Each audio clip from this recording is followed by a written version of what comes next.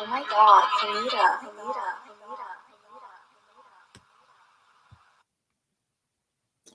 Hello, my name is Willie Bragg. Welcome to another edition of the Willie Bragg Show. I hope each and every one of you are doing well today. Let me just position my get everything ready. There we go. That's a little bit better. All right. I'm feeling a little bit better. The air conditioning unit's working better now. Don't know why it's working. It wasn't working yesterday, but it's working today. Still waiting for the air conditioning man to come in, and so there's that. But anyway, enough about that. There is a Twitter. There's somebody that's on Twitter by the name of Brooklyn Dad Defiant, and he is a partisan Democratic Party hack. The worst, obnoxious kind of shit-lib that you can imagine. The kind that is a corporate Democrat. That the kind that I talk about, the kind that basically calls everybody to his right wing, and anybody to his left as right wing, but don't want to be considered left wing himself. That type. He is an obnoxious, horrible Twitter troll, and all he does is spew out DNC, Democratic Party talking points. Even if it's talking points that I don't disagree with, that I can halfway agree with, it's kind of like a duh, okay? I mean, it's kind of like, all right, yeah, tax breaks for the rich sucks. I mean, yeah, I agree. There are some things that he will just type on a keyboard, that's like, it's just kind of like, well, you're saying things that are just, doesn't take much of imagination, but everybody's supposed to be like, oh, he said that. Oh, isn't he edgy? And then, he spends a lot of time attacking the left. Well, I mean, he attacks the right, of course. I mean, he's a Democratic Party hack, but he spends just as much time attacking the left. I mean, he attacks Bernie Sanders. He attacks, people who are proponents of Medicare for all. He attacks, online left figures. I mean, he attacks Tulsi Gabbard. He attacks, you name it. He attacks the crystal balls of the world, the Jimmy Dores of the world. He'll attack anybody who challenges your Hillary Clintons, your Joe Bidens, your Kamala Harris, the establishment, the corporate Democrat, and that's his thing. And so he's taken a trip to New Zealand, and with this trip to New Zealand that he's taken, he's proved how ignorant he is. And so what I'm going to do is I'm going to play you a clip of him in New Zealand talking politics. Now he's talking about New Zealand politics, and I don't mind having a discussion about New Zealand politics. I know quite a bit about New Zealand politics myself, so let's have a discussion about New Zealand politics with Brooklyn Dad Defiant. Let's do that. Okay, here we go. Here we go. All right. Let's see what this guy's got to say. I do have to work while I'm out here, but it's fine. I'm totally 1,000 billion% not complaining about it. I feel fortunate and grateful we were allowed to stay in this place, rent free. So our plan while we're here was we're going to visit some areas, right? We're going to a place called Rotorua, which, every time I hear it, it makes me chuckle because it sounds like Roto-Rooter, which when I was growing up, Roto-Rooter was like a sewer service thing that was advertised on TV. But Rotorua is apparently a very beautiful, picturesque area. I can't wait to get there. It's south from here, yeah? It's south of here, and it's probably about a 3-hour drive. So I'm really looking forward to that. Smashing. I don't know if I want to drive yet. Usually I love driving, and I'm usually up for a challenge, but I don't feel like being challenged. I just want to get to wherever the hell we're going safely, so maybe I'll just leave that to wifey. And I also plan to interview the local Kiwis. They refer to themselves they call themselves Kiwis here. New Zealanders, I don't think anybody calls himself a New Zealander.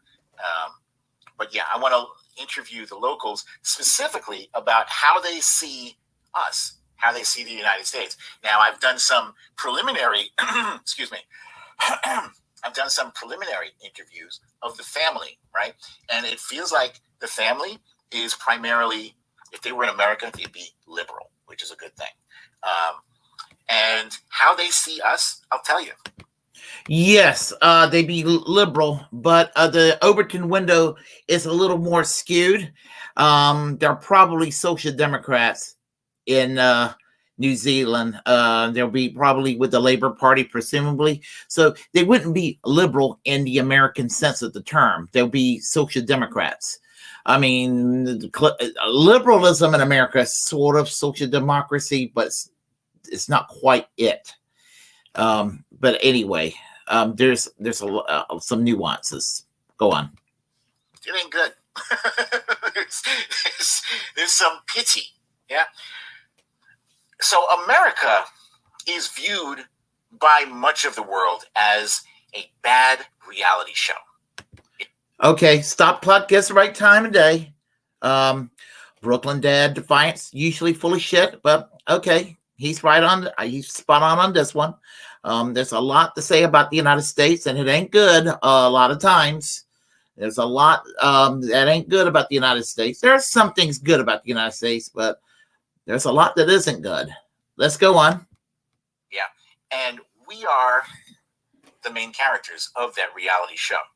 And it's in a very weird way. And Andrew, my brother-in-law, explained to me is when Americans do something, the rest of the world sees it, and they have opinions and feedback on it. But it's rarely, if ever, the other way around. Unless, if somebody in New Zealand does something, we don't know, for instance, we know their prime minister, we know Jacinda Ardern, but we don't know their parties. Apparently their parties are the Labour Because the Labour Party is like the liberals, and then there's the Labour Party is a socialist party in New Zealand. The Labour Party is a member of the Socialist International. The Labour Party is affiliated with the Socialist International. It shares a membership with other parties around, like the Australian Labour Party, the British Labour Party, the Irish Labour Party, the New Democratic Party of Canada, the French Socialist Party, the Spanish Socialist Workers' Party, the Portuguese Socialist Party, the Chilean Socialist Party, the African National Congress in South Africa, the People's National Party in Jamaica. I'm trying to think. The Swedish Social Democrats, the Labour Party in Norway. I could go on. Those kind of parties. The Democratic Party would be to the right of the New Zealand Labour Party. And that's the way you like it, Brooklyn Dad Defiant, because you oppose the man that would want the politics of the New Zealand Labour Party. You opposed Bernie Sanders in 2016 and 2020. And there's the National Party. Those are the conservatives or Republicans. So, okay, you're kind of right on that one. But the Overton window is a little further left in most developed countries around the world.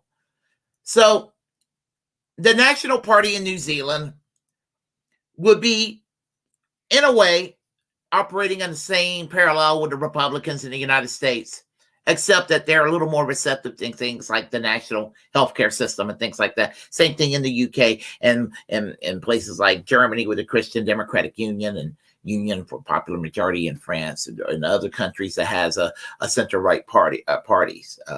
Center-right parties are going to be to the left of the Republicans, and in some cases, to the left of the U.S. Democrats here.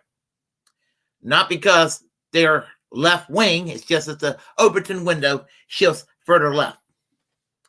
Okay. So Labor is the Democrats. National are the Republicans. Labor here, their color is red. So their Democrats, their liberals are red, and their conservatives or their nationals are blue. That's interesting. But we don't know that sort of thing, because I don't know. I guess, America is bigger, I know what you're getting at. Why would the Democrats be considered blue here in the United States and the Republicans red, but a center-left party in other countries, like in New Zealand, the Labour Party's red and the National Party's blue, or in the UK, the Labour Party's red, the Tories are blue.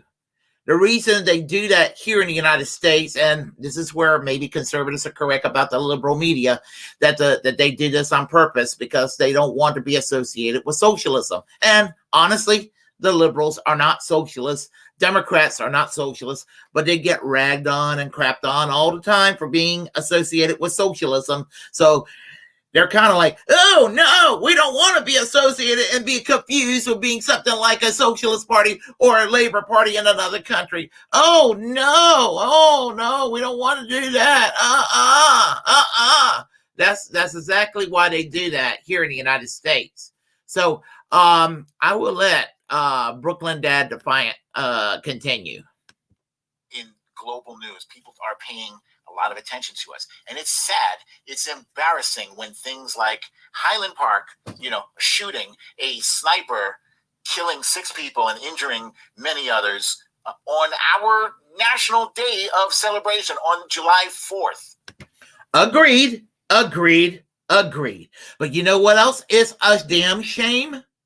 The United States selling arms to Saudi Arabia to go and funnel weapons into Yemen, committing a genocide against the people of Yemen. We're overseeing a genocide in Yemen. We're not exactly participating directly in the genocide, but we are kind of enabling it. We're assisting it. We're kind of helping it happen. Donald Trump was part of it. Joe Biden is maintaining it. And you're okay with it because Joe Biden is president. July 4th What the hell, people? What the hell? I can't go away on vacation for a little while without somebody breaking full. What? Like health insurance companies killing people in the United States? I never hear you talk about the people. More people die each year from health insurance companies denying people coverage than from shootings, believe it or not. The shootings are awful. The shootings are awful. Must be addressed. But you know what? Private health insurance doing their thing.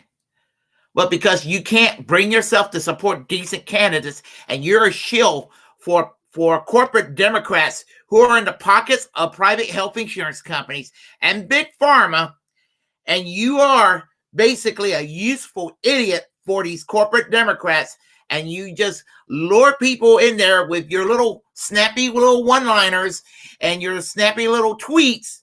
And why the hell people sit there and think you're so great with your tweets is beyond me. You're part of the problem. You think you're cool, but you're not. I jest, but there's nothing funny about it. It isn't. We have more guns than we have people. And people throw up their hands like this and say, well, what can we do? Oh, well, shit. I'm not particularly keen on gun control. Guns are not the problem. Poverty's the problem. Non-access to living wage jobs is also a problem. There's all kinds of problems out there. So if you go and have living wage jobs available, jobs program, make sure a living wage jobs, unionized jobs are available to all people. Actually, the law exists. It's called the Humphrey Hawkins Act. The Full Employment Act of 1977 is actually the law of the land, but it's not being enforced right now, but it can be. We can make unemployment zero tomorrow. But Democrats and Republicans alike don't like to enforce good laws. They only like to enforce bad laws. They like to overreach, but they don't like to help people. Shit. For starters, we need to ban assault weapons. And I will be tweeting that shit almost as frequently as I'll be tweeting about the road. Let's ban private health insurance companies first. Let's ban the existence of private-run pharmacies first. Let's ban the concept of private hospitals first. Let's have a national health service like they have in places like Great Britain. And I believe that in New Zealand, their healthcare system is pretty similar to the UK system. That goes beyond Medicare for all, like they have in Canada, for example, or the patched up system that they have in Australia, which is better than what we have here. But anyway. Roe v. Wade nonsense. You know, the bullshit that the Supreme Court is allowed to take 51% of our population and instantly transform them into second-class citizens that don't have the right to determine what is best for their own body and for their own life. Democrats fail to codify Roe versus Wade. They fail to codify it. It's on the Democrats, especially the corporate Democrats. Whether you realize it or not. What was Nancy Pelosi's response to Roe versus Wade being flushed down the toilet? Fundraising. Fundraising is what she's done. And let me tell you, I can guarantee you, the Democrats love this because the corporate Democrats, they love the fact that Roe versus Wade was overturned. In fact, I can guarantee you that the Republicans were probably more upset about overturning Roe versus Wade than the Democrats, because the Republicans, they don't have a wedge issue anymore to energize their base.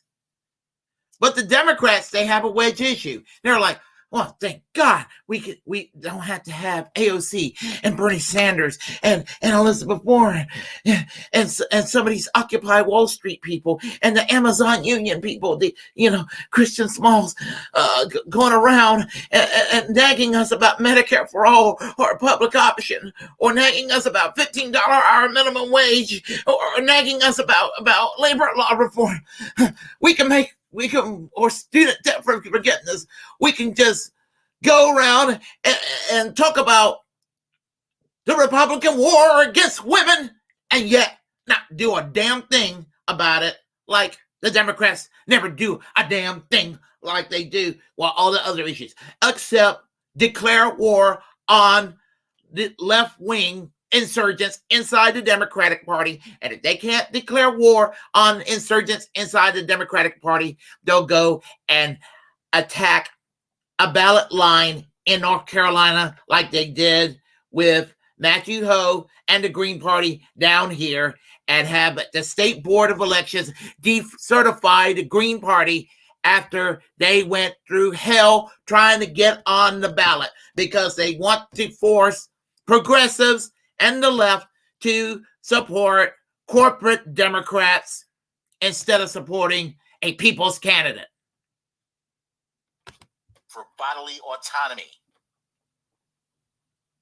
It's ludicrous. It's insane. And this is happening in the country that everybody is watching. Everybody's watching us. You know what? You and all your fellow corporate Democrats are a bigger obstacle in a lot of ways than the Republicans are to Medicare for all. Because you're supposed to be the center-left party in the tradition of Franklin D. Roosevelt fighting for workers.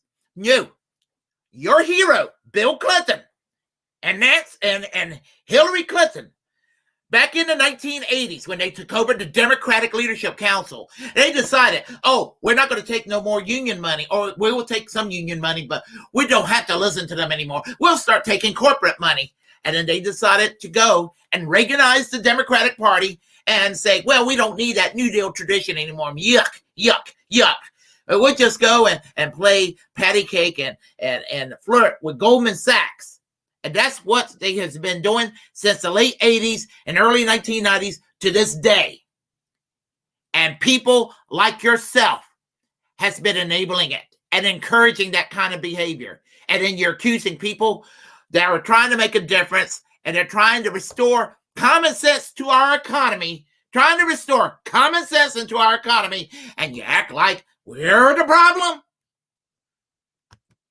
And, at one point we were like the shining example of democracy, but right now we're still fighting for democracy. We're still fighting to preserve the democracy that we had on January 5th. Okay, hold on a second. We halfway agree. Those morons on January 6th, they were crazy nutcases. Stop clock gives the right time of day again. They were crazy people.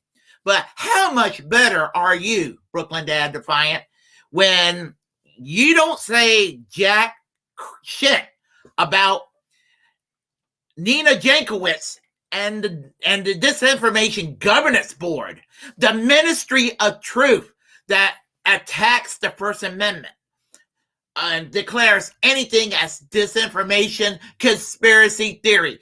Yeah, it's designed to go after Fox News and all the conservative and right-wing media, and a lot of it, I agree, is fake news. Unless there are a lot of corporate media on the liberal side, your CNN and your MSNBC has a lot of fake news and a lot of conspiracies, theories that they peddle out as well. And what do? You're okay with that.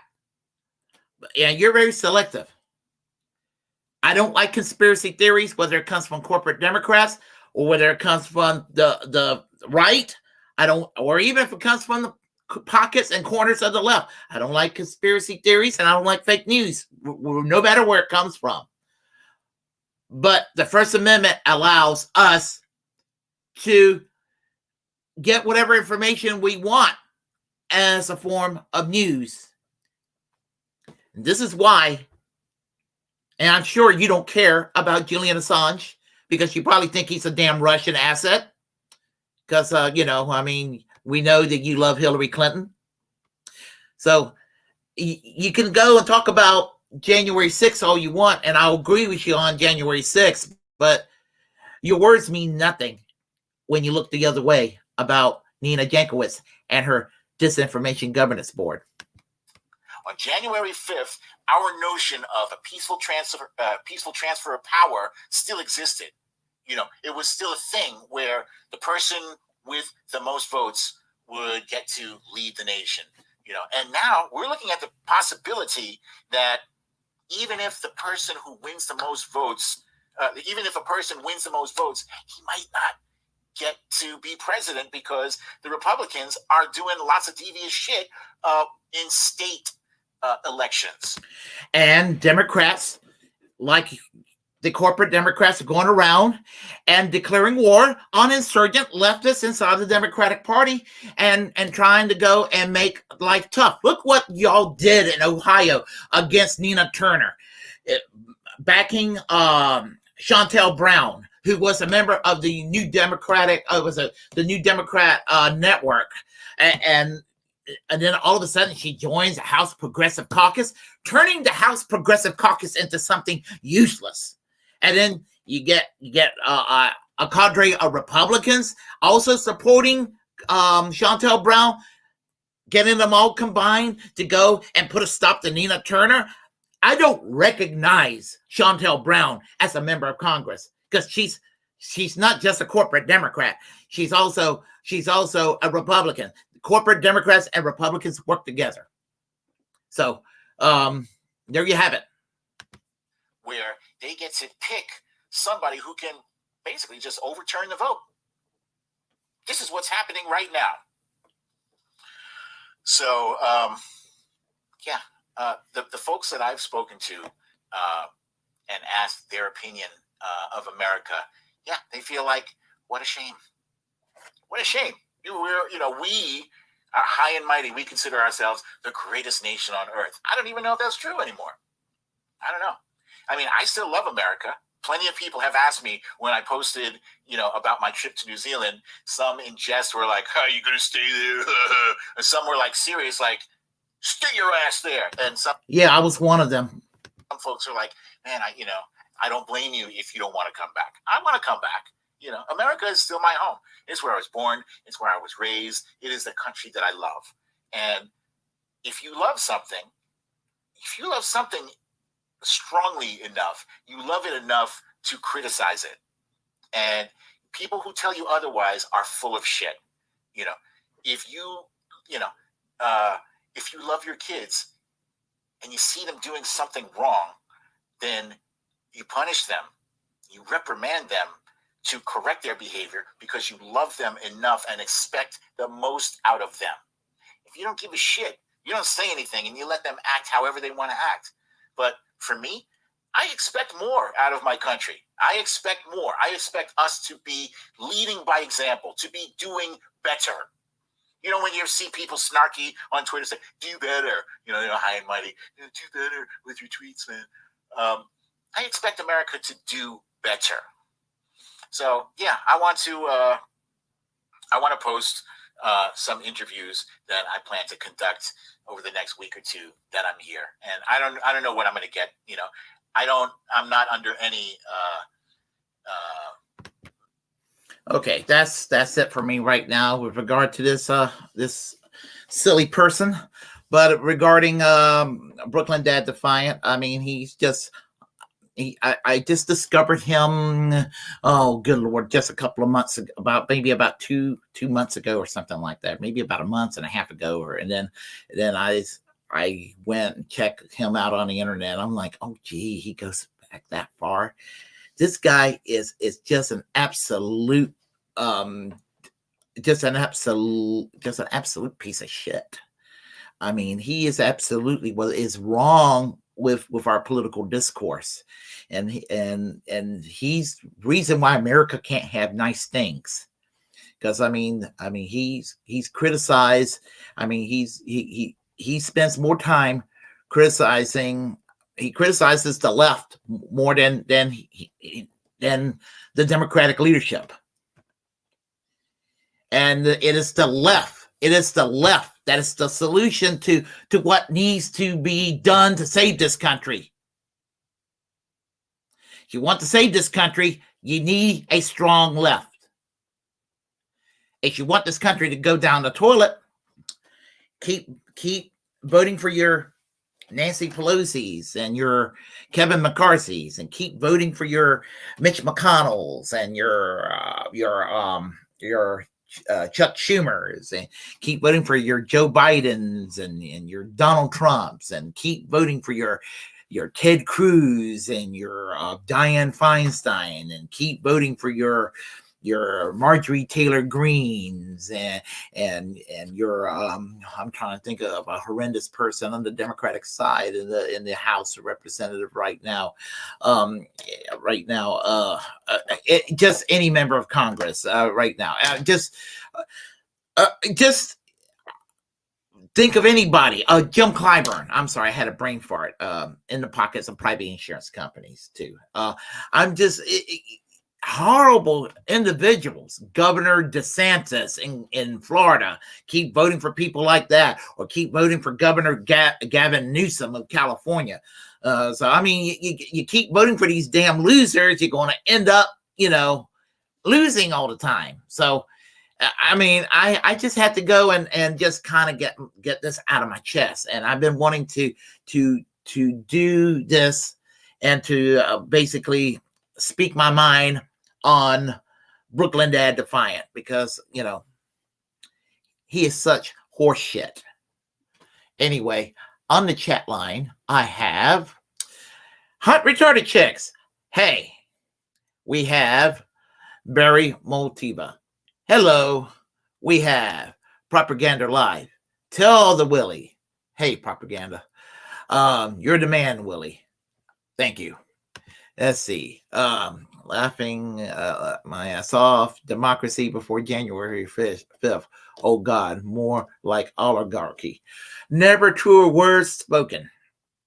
Absolutely 100% agree. And if y'all like what you heard, press like and comment. Comment any ways you have. If you dislike what I have to say, we'll have conversation. Feel free to share the content on this channel.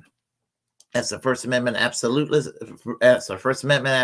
it's my duty to inform you to create your own platform and utilize it, because we are, in fact, the muckrakers of our time. Feel free to subscribe, hit that notification bell. And as an announcement, I'm going to keep making this announcement every day until Wednesday.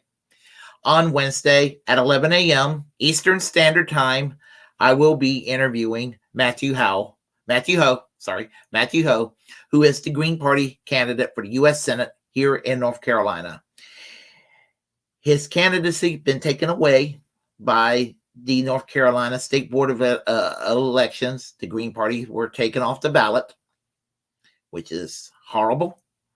But we're going to talk about that, and we're going to see what can be done about it.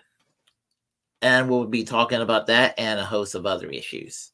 And we have one more here on the chat line.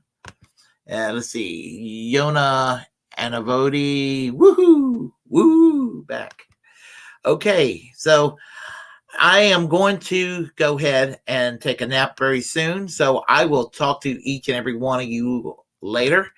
And have a great day. So right now, I'm going to go and get some sleep. Music.